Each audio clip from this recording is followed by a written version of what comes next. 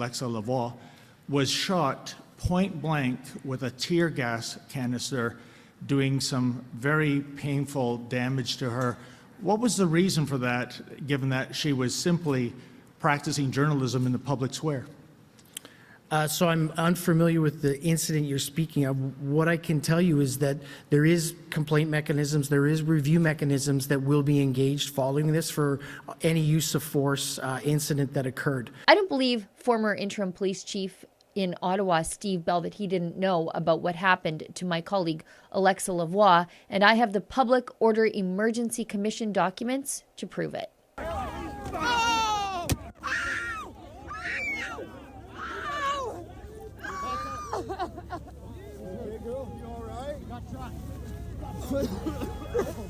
Take care. Bring her out. Bring her out. Come on.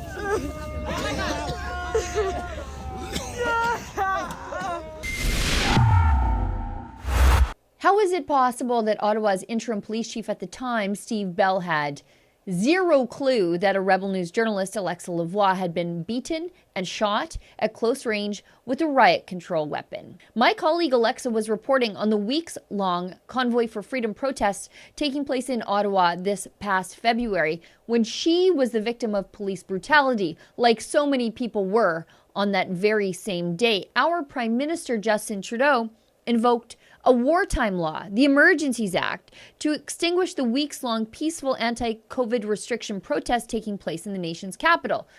The federal government has invoked the Emergencies Act to supplement provincial and territorial capacity to address the blockades and occupations. Trudeau treated jubilant anti-regime protesters like domestic terrorists, arresting them and seizing their assets. Now, when Alexa was assaulted, you had to have been under a rock to have missed it. It blew up on Twitter, where all the journalists live. It became international news.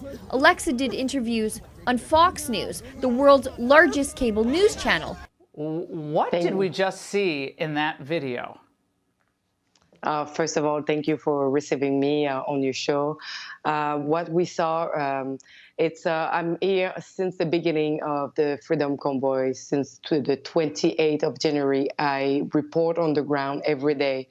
And I wanted to be on the front line to see the interaction between the police officer and the protester, because it's always there. But she also did interviews with RT and French outlets too. Everyone wanted to hear the story of the female journalist who was abused by police while reporting on the police abusing peaceful protesters. But when a question was put to the Ottawa interim police chief, Steve Bell, by Rebel News journalist David Menzies, Bell claimed not to know anything about it. Remember this? Alexa Lavoie was shot point blank with a tear gas canister, doing some very painful damage to her.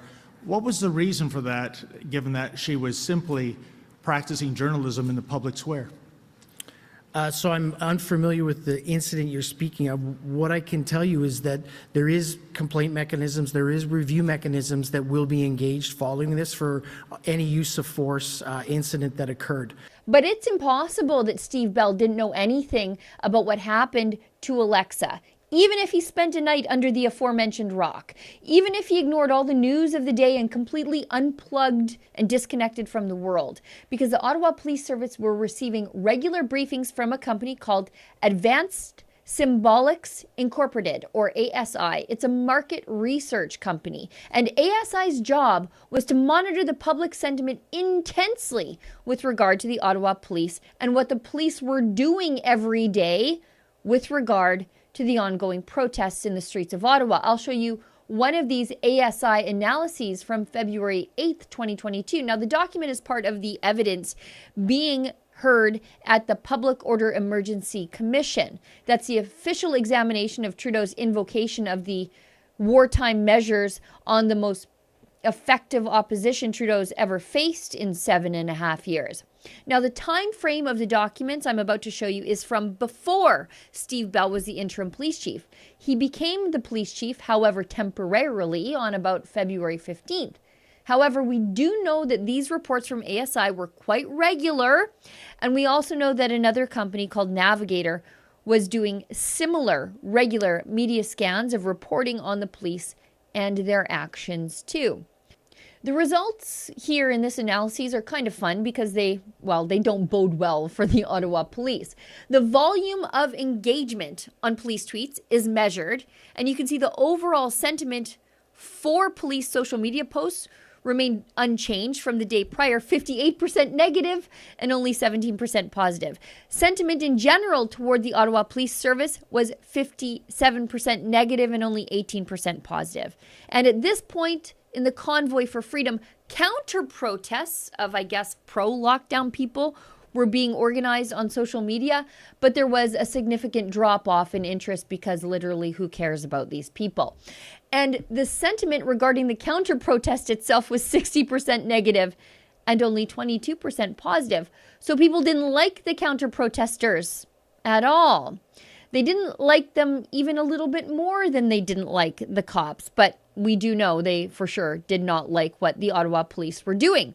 There is no possible way that given ASI's intense monitoring of the protests that Steve Bell didn't know what happened to Alexa. That is, of course, if Steve Bell was actually reading the reports he was receiving from ASI, and he may not have, since he was previously the deputy police chief at the beginning of the convoy in charge of intelligence, and he was part of drafting a convoy mitigation strategy that never relied on any of the intelligence the Ottawa police was receiving from other police agencies as the convoy approached Ottawa. So Steve Bell can either be dishonest or he can be inept, and I guess it's up to Steve Bell to choose which one he is. For Rebel News, I'm Sheila Gunn-Reid. To see and support our entirely independent coverage of the Public Order Emergency Commission, please visit truckercommission.com.